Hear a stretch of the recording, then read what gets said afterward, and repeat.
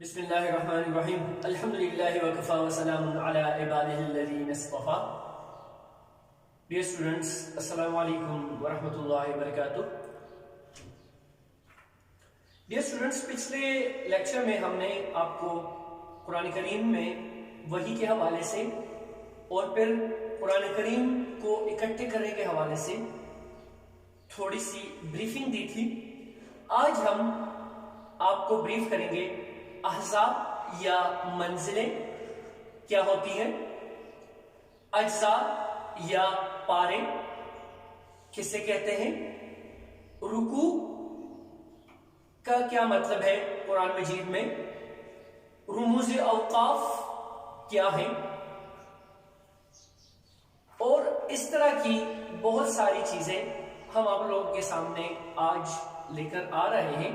اور آپ کو ایک چیز، چونکہ میں نے آپ لوگوں سے کہا بھی تھا کہ ہماری یہ کلاس جو ہے یہ قرآن سے متعلق ہے، اور ماشاءاللہ جو لاسٹ آپ لوگوں کا سوال آیا تھا کہ قرآن سے ہمیں بریف کر لیجیے گا. قرآن کریم میں احزاب یا منزلیں کسے کہتے ہیں؟ صحابہ رضی اللہ عنہما اور تابعین کا معمول تھا کہ وہ ہر ہفتے ایک قرآن ختم کر لیتے تھے. اس مقصد کے لیے انہوں نے روزانہ تلاوت کی ایک مقدار مقرر کی ہوئی تھی جس سے احزاب یا منزل کہا جاتا ہے. اس طرح پورے قرآن کو کل 7 احزاب پر تقسیم کیا گیا تھا. آج کل قرآن کریم 30 اجزاء پر منقسم ہے جنہیں 30 پارے کہا جاتا ہے. یہ پاروں کی تقسیم معنی کے اعتبار سے نہیں بلکہ بچوں کو پڑھانے کے لیے آسانی کے خیال سے قرآن کریم 30 مساوی حصوں پر منقسم کر دیا گیا ہے.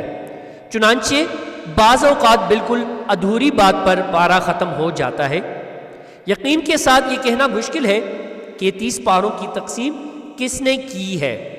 بعض حضرات کا خیال ہے کہ حضرت عثمان غنی رضی اللہ عنہ نے مصاحف نقل کراتے وقت انہیں 30 مختلف صحیفوں میں لکھوایا تھا، لہٰذا یہ تقسیم آپ ہی کے زمانے کی ہے.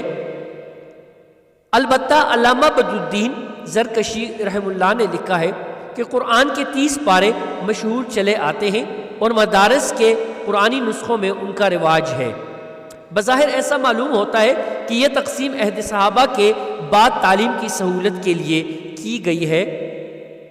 رکوع کے حوالے سے برصغیر کے نسخوں میں ایک علامت جو آج تک رائج چلی آتی ہے رکوع کی علامت ہے، اور اس کی تعین قرآن کریم کے مضامین کے لحاظ سے کی گئی ہے. یعنی جہاں ایک سلسلہ کلام ختم ہوا وہیں رکوع کی علامت حاشیہ پر حرف عین بنا دی گئی.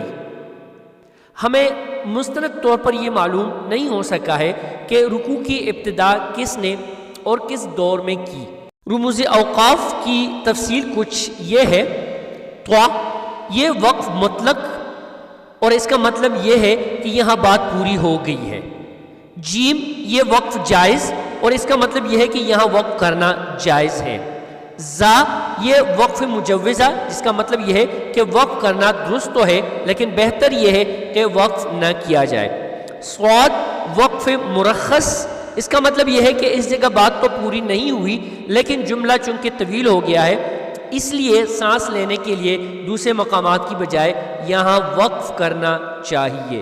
میم وقف لازم کا مطلب ہے کہ اگر یہاں وقف نہ کیا جائے تو آیت کے معنی میں فحش غلطی کا امکان ہے، لہٰذا یہاں وقف کرنا زیادہ بہتر ہے.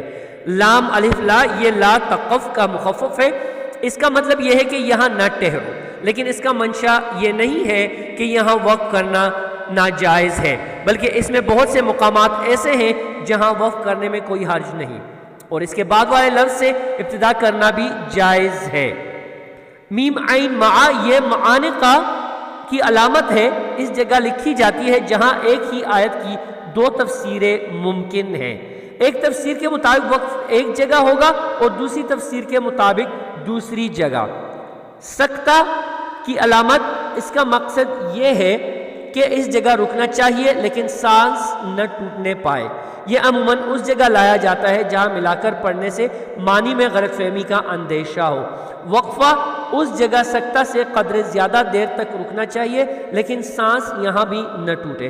قوف یہ قیل علیہ الوقت کا مخفف ہے، مطلب ہے کہ بعض حضرات کے نزدیک یہاں وقف ہے۔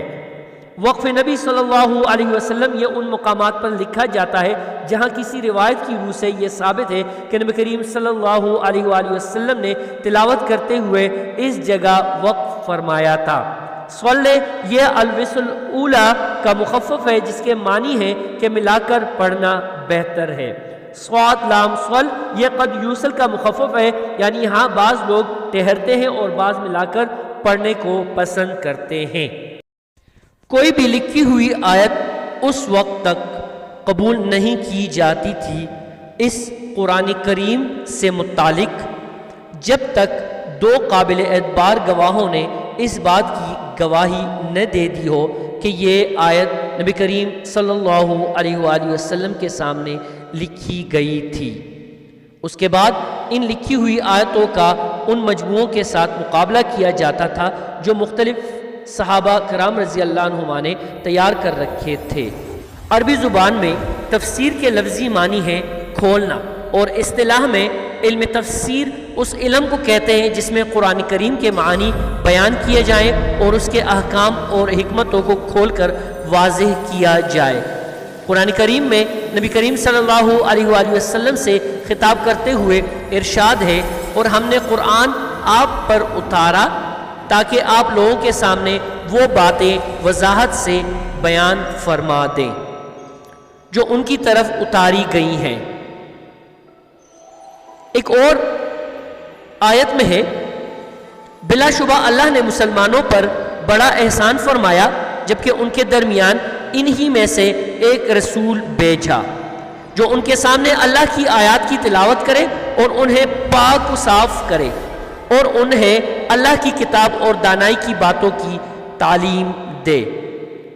وما علینا الا البلاغ۔